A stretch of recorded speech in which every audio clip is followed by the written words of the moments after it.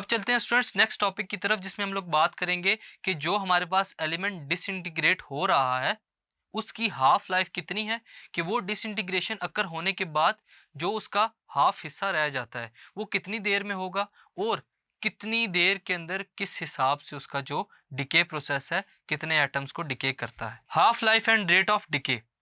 The half-life of radioactive isotopes is the time taken for the number of atoms of the isotopes to disintegrate. Half life हमारे पास क्या होता है, किसी भी radio active isotope को time लगता है क्या करे, वो अपने नंबर ऑफ एटम्स को कम करेगा, यानी कि जब डिसइंटीग्रेशन प्रोसेस होगा तो हमारे पास कितनी देर में उस एलिमेंट के जो एटम्स है वो हाफ रह जाएंगे, ये हमारे पास क्या कहलाता है, हाफ लाइफ ऑफ आइसोटोप या एटम। हम लोग सपोज करते हैं एक एग्जाम्पल कि एक हमारे पास एलिमेंट है जिसके अंदर 10,000 एटम्स मौजूद हैं, जिनको हम लोग रेडियो एक्टिव आइसोटोप्स कहते हैं। The number of atoms decreases. अब हाफ लाइफ के अकॉर्डिंगली जो नंबर ऑफ एटम्स डिक्रीज होंगे वो किस तरह होंगे, 10,000 से पहले 5,000 होंगे, ये फर्स्ट हाफ लाइफ होगी, फिर 5,000 से 2,500 होंगी हमारे पास, ये उसकी सेकेंड हाफ लाइफ होगी, और फर्दर डिसइंटीग्रेट होते होते जो उसके एटम्स हैं 2500 से कम होकर किस पे आ जाएंगे, 1250 पे, ये उसकी क्या होगी, थर्ड हाफ लाइफ। और कम होते होते आहिस्ता आहिस्ता जो हमारे पास एलिमेंट है वो मुकम्मल तौर पर डिके हो जाएगा, ये हमारे पास क्या कहलाता है students, half life. The amount of radio active isotope. अगर हम लोग बात करते हैं कि जो हमारे पास रेडियो एक्टिव आइसोटोप है वो डिक्रीज कर रहा है according to their half life, के टाइम के साथ साथ जो एलिमेंट है उसके एटम्स डिसइंटीग्रेट हो रहे हैं, वो आप लोग इस ग्राफ से देख सकते हैं। हमारे पास एग्जांपल है स्टूडेंट्स कार्बन 14 एटम की। इसमें हमारे पास जो ग्राफ की पीक है हॉरिजॉन्टली जहाँ पर 100 लिखा हुआ है, यहाँ पर हमारे पास 100% एटम्स मौजूद हैं। कुछ टाइम के बाद जो कि उसकी हाफ लाइफ है, उसके बाद क्या होगा कि जो उसके एटम्स है वो हाफ होकर 50% रह जाएंगे, और फर्दर 50% के बाद जब हाफ लाइफ फर्दर प्रोसेस होगी तो उस एलिमेंट के जो एटम्स है स्टूडेंट्स वो क्या होंगे, वो मज़ीद हाफ होकर 25% रह जाएंगे। और इसी तरह जो फर्दर प्रोसेस है चलता रहेगा, कब तक, जब तक वो कार्बन एटम जो है स्टूडेंट्स हमारे पास कंप्लीटली डिसइंटीग्रेट नहीं हो जाता। स्टूडेंट्स जो हाफ लाइफ की वैल्यू होती है वो हमारे पास फ्रैक्शन ऑफ सेकंड भी हो सकती है या फिर बिलियंस ऑफ ईयर्स भी हो सकते हैं, यानी कि कुछ एलिमेंट्स हमारे पास ऐसे होते हैं जो कि फ्रैक्शन ऑफ सेकंड्स के अंदर, जैसा कि हमारे पास आता है पोलिनियम 212, इसको डिसइंटीग्रेट होने में या इसकी जो हाफ लाइफ है वो कितना है स्टूडेंट्स, हमारे पास वक्त 3 × 10⁻⁷ सेकेंड्स, जो कि बहुत ही स्मॉल फ्रैक्शन है किसकी, टाइम की। और इस वजह से वो क्या होगा स्टूडेंट्स, इस टाइम के अंदर, इस टाइम ड्यूरेशन के अंदर इजीली डिसइंटीग्रेट हो जाता है। अगर इसके कंपैरिजन में बात करें स्टूडेंट्स तो हमारे पास जो लेड 204 है वो 1.4 × 10⁻⁷ ईयर्स के अंदर जाकर डिसइंटीग्रेट होगा, यानी कि लेड के लिए जो हाफ लाइफ है उसकी बहुत ही ज़्यादा है एज़ कम्पेयर टू पोलिनियम। तो हम लोग देखते हैं कि जो एलिमेंट्स होते हैं उनकी जो नेचर होती है उसके हिसाब से जो हाफ लाइफ है वेरी करती है। If a radio active sample contains N radio active nuclei. अगर हम लोग एक रेडियो एक्टिव सैंपल की बात करते हैं स्टूडेंट्स जिसके अंदर एन रेडियो एक्टिव न्यूक्लियाइज मौजूद हैं जिन्होंने क्या करना है, डिसइंटीग्रेट होना है, और वो किसी इंस्टेंट के ऊपर डिसइंटीग्रेट होना स्टार्ट होते हैं, one finds that the number of nuclei delta N that decay in time delta T is proportional to N, कि यहाँ पे हमारे पास जितने नंबर ऑफ न्यूक्लियाइज जितने टाइम के हिसाब से, पर यूनिट टाइम के हिसाब से डिके हो रहे हैं वो डायरेक्टली प्रोपोर्शन है किसके साथ, एन के साथ। और यहाँ से अगर हम लोग डायरेक्ट प्रोपोर्शनैलिटी के साइन को हटाते हैं तो जो नंबर ऑफ हमारे पास एटम्स डिके हो रहे हैं पर यूनिट टाइम स्टूडेंट्स वो इक्वल होगा -λn के। अब लैम्डा हमारे पास यहाँ पर स्टूडेंट्स कांस्टेंट ऑफ प्रोपोर्शनैलिटी है जो किस पर डिपेंड कर रहा है, नेचर ऑफ एलिमेंट पे, यानी कि नेचर ऑफ एलिमेंट के हिसाब से हम लोग देखते हैं कि कितना टाइम लगता है उस एलिमेंट के एटम्स को या न्यूक्लियस को डिके होने में, जिसको हम लोग क्या कहते हैं, डिके कांस्टेंट। लैम्डा हमारे पास डिके कांस्टेंट है। और जो नेगेटिव साइन है स्टूडेंट्स वो डिक्लेयर करता है कि जो हमारे पास number of nuclei per unit time decay हो रहे हैं वो नेगेटिव फॉर्म में है, यानी कि अगर हम लोग टाइम के हिसाब से किसी चीज़ की कमी की बात करते हैं तो वहाँ पर हम लोग नेगेटिव साइन को यूज़ करते हैं। द रेट ऑफ डिके, अगर हम लोग रेट की बात करें कि जो डिके ऑफ एटम्स है पर यूनिट टाइम वो कितना है, वो भी हमारे पास किसके इक्वल होगा, R is equal to minus delta N over delta T, यानी कि रेट ऑफ डिके जो है हमारे पास कि पर यूनिट टाइम कितने हमारे पास जो न्यूक्लियॉन्स है या न्यूक्लियाइज हैं वो डिके हो रहे हैं, और ये किसके इक्वल होंगे, लैम्डा और एन के। लैम्डा हमारे पास क्या है, कांस्टेंट ऑफ प्रोपोर्शनैलिटी, जो कि डिपेंड कर रहा है कि हर मटेरियल का अलग अलग रेट ऑफ डिके होता है।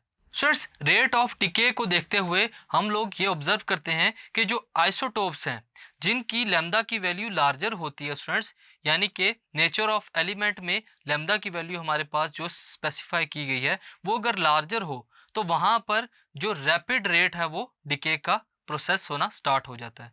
यानी कि अगर हमारे पास कोई भी एलिमेंट है जिसकी लैम्डा की वैल्यू ग्रेटर है तो वहाँ पर जो रेट ऑफ डिके होगा वो रैपिड होगा, तेज़ी से होगा। और अगर हमारे पास लैम्डा की वैल्यू स्मॉल होगी किसी एलिमेंट के लिए तो वहाँ पर जो रेट ऑफ डिके है वो स्लो होगा। A general decay curve for a radio active sample is shown. आप लोग देख सकते हैं कि किसी भी रेडियो एक्टिव सैंपल के लिए एक डिके कर्व शो किया गया है। अगर इस इक्वेशन को देखते हुए स्टूडेंट्स हम लोग किसी भी मटेरियल एलिमेंट का students rate of decay find करना चाहते हैं तो उसके लिए जो हम लोग इक्वेशन यूज करेंगे वो क्या होगा, n is equal to N naught exponential e की पावर लैम्डा टी। यहाँ पर स्टूडेंट्स जो n है हमारे पास वो क्या कहला रहा है, number of radio active nuclei present and time t, यानी कि उस टाइम के ऊपर, उस मौके के ऊपर जितने हमारे पास नंबर ऑफ न्यूक्लियाइज हैं वो क्या हो रहे हैं, डिके हो रहे हैं। और एन नॉट किसको रिप्रेजेंट कर रहा है, time t is equal to 0, जब हमारे पास डिके प्रोसेस जो है वो भी शुरू नहीं हुआ। और e जो है हमारे पास एक्सपोनेंशियल वैल्यू को रिप्रेजेंट करता है विच इज इक्वल टू 2.718। ये क्या है हमारे पास, base of the natural logarithm. Processes that obey equation, ऐसे प्रोसेसेस जो इस इक्वेशन को स्टूडेंट्स ओबे करते हैं वो क्या कहलाते हैं, sometimes said to undergo exponential decay. उनको हम लोग कहते हैं कि उनके जो प्रोसेसेस हैं वो एक्सपोनेंशियल डिके प्रोसेस कहलाते हैं जो कि इस इक्वेशन को फॉलो करते हैं। This is known as decay law of radio active element. इसको हम लोग क्या कहते हैं, law of radio active element.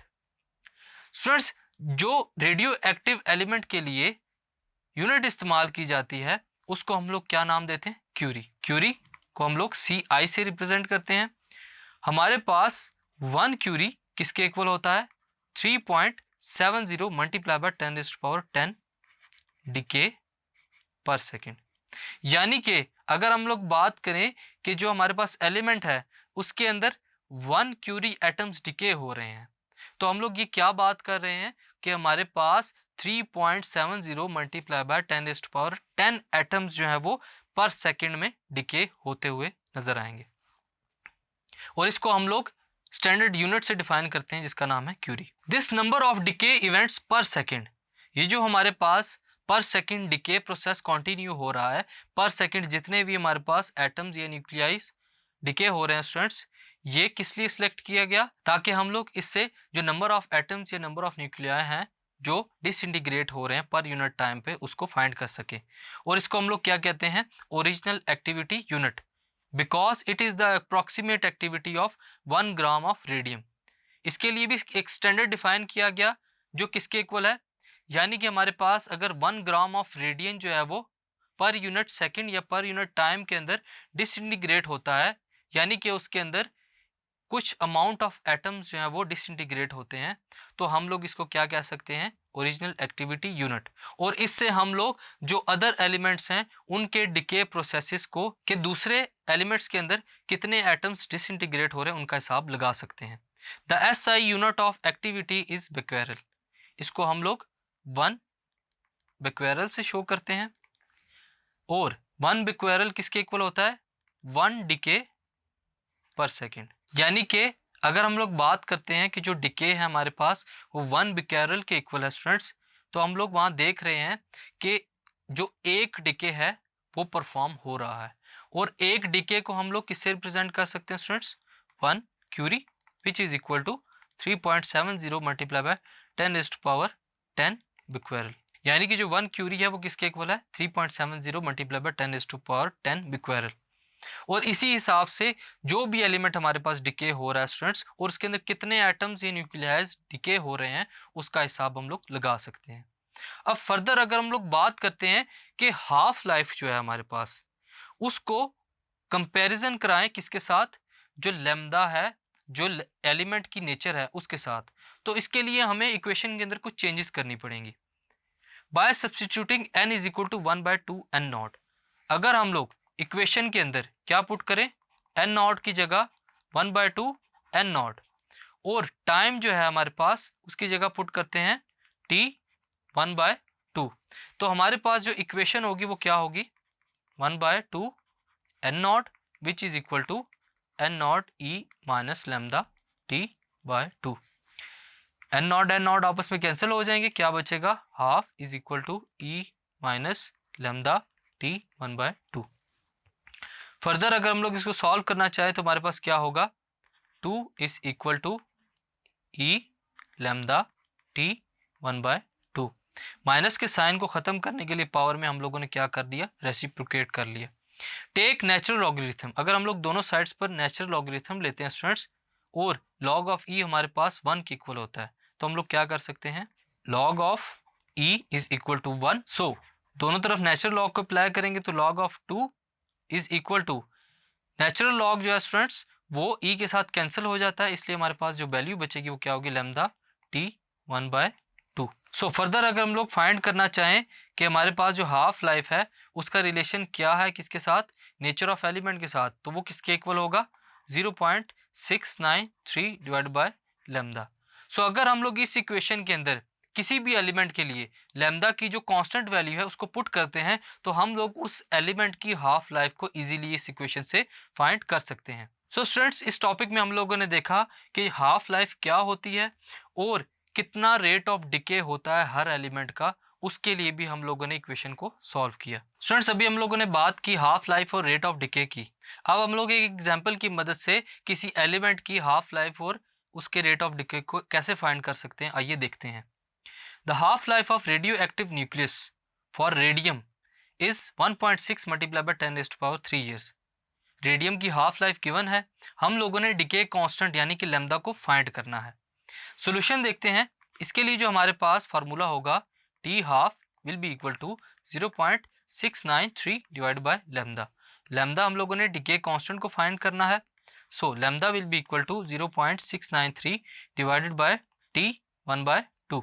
Lambda के लिए हम लोग टाइम के अंदर कुछ अरेंजमेंट्स करेंगे स्टूडेंट्स, वो क्या है कि T half is equal to 1.6 multiply by 10⁻³ years value है हमारे पास, which is equal to 1.6 multiply by 10⁻³ years multiply by 3.15 multiply by 10⁻7 seconds per year.